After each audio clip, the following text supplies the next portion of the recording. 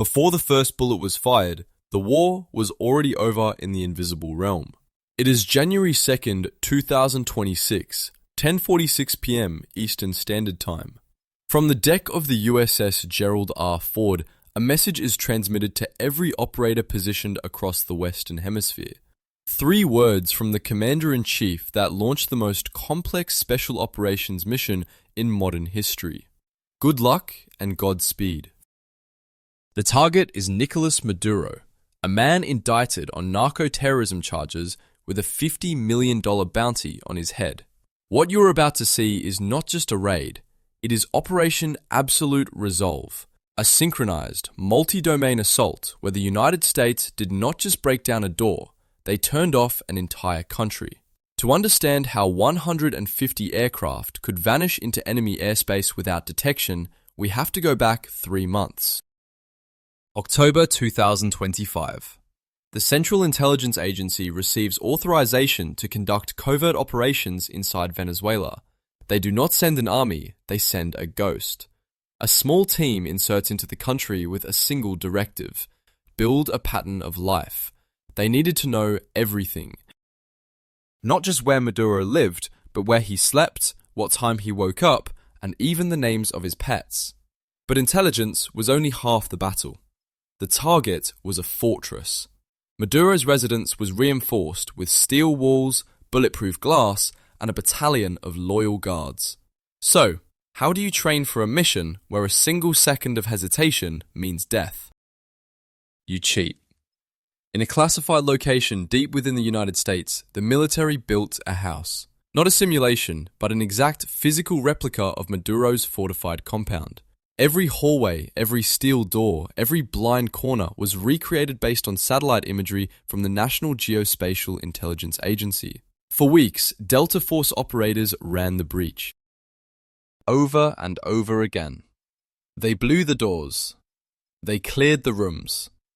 They memorized the squeak of the floorboards. They practiced until the chaos of combat became muscle memory. They did not just learn the layout, they owned it. By December, they could move through Maduro's house faster in the dark than he could walk through it in the light. Back to January 2nd. The weather over Caracas finally breaks. The window is open. But the United States does not start with bombs. They start with code. For months, cyber warriors at US Cyber Command had been mapping the Venezuelan power grid, identifying the digital veins that kept the capital city alive. At the designated moment, they strike. In an instant, the lights of Caracas flicker and die. A city of millions is plunged into total darkness. This is not an accident. It is a strategic blinding. Confusion erupts. Venezuelan military commanders reach for their radios, but the frequencies are jammed. Their radar screens go black. The command and control centers lose all situational awareness. They are deaf, dumb, and blind. And in that confusion, the Armada arrives. High above the blackout, the sky is full of American steel. This is not a single strike. It is an orchestra of destruction. Leading the charge are the F-22 Raptors, the premier air superiority fighters on the planet. Their stealth technology allows them to slip past the Russian-made S-300 air defense systems like they are not even there. Right behind them are the F-35 Lightning IIs and the FA-18 Super Hornets. Their job is not to capture, but to pave the road. Anti-radiation missiles streak through the night, hunting for any radar dish foolish enough to turn on. The Venezuelan air defense network, one of the densest in South America, is systematically dismantled in minutes. The skies over Caracas now belong to the United States. While the jets dominate the high altitude, the real threat is creeping in just 100 feet above the Caribbean Sea.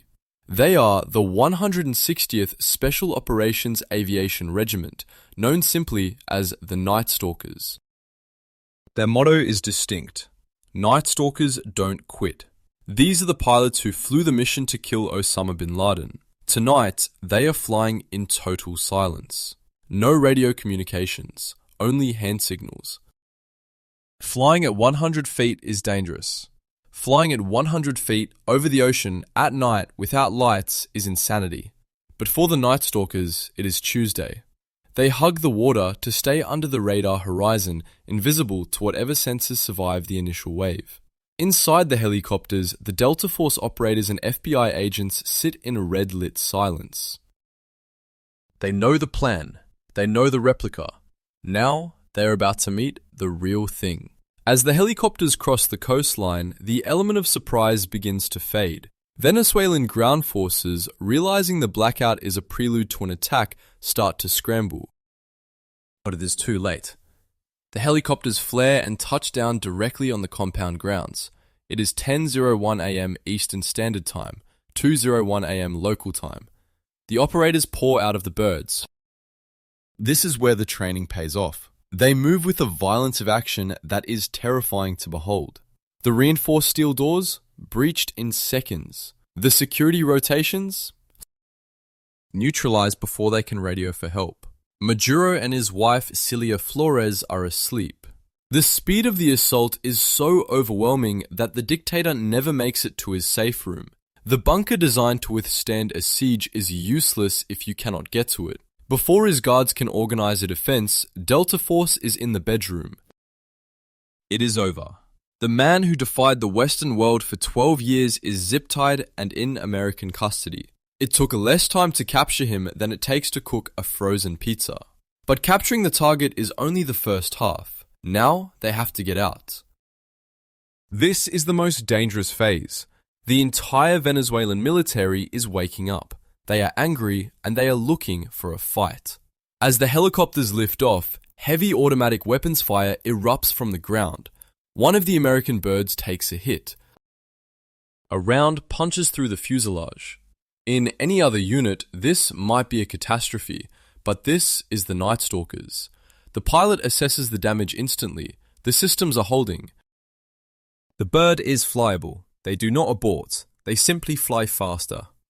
Above them, the F-22s and F-35s form a protective dome. They dare any Venezuelan pilot to take off. None do. The extraction force retraces their route, blasting north over the Caribbean water at maximum speed. By 3:29 a.m., the force crosses into international airspace. The tension in the command centers finally breaks. They are safe. Nicholas Maduro is transferred to the USS Iwo Jima, an amphibious assault ship waiting over the horizon, from a presidential palace to a brig on an American warship in under 6 hours. The sun rises over Caracas to reveal the smoking ruins of radar installations and military bases. The Venezuelan government claims 80 dead. The US president confirms that all American aircraft returned home. 0 American fatalities. But the most terrifying aspect of Operation Absolute Resolve was not the violence, but the silence. Why didn't Venezuela's powerful allies intervene?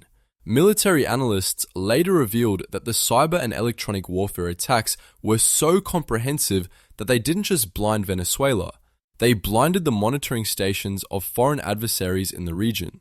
By the time Moscow and Beijing realized an invasion was happening, Maduro was already in handcuffs. It was a geopolitical checkmate executed before the other players even knew the game had started. Operation Absolute Resolve proved that in the modern age, you do not need to bomb a country to paralyze it. You just need to control the code. The capture of Maduro sends a chilling message to adversaries around the globe. No fortress is impenetrable, no safe room is deep enough, and no matter how many guards you hire, you can never truly sleep soundly when the most powerful military in history knows your pet's name. This operation was a hypothetical scenario, but the capabilities are very real. The F-22s, the cyber warfare units, and the Night Stalkers are ready and waiting. The only question is, who is next? If you want to see us break down a potential conflict scenario between China and Taiwan using the same level of detail, make sure you subscribe and comment Taiwan below. I read every single comment. Thank you for watching.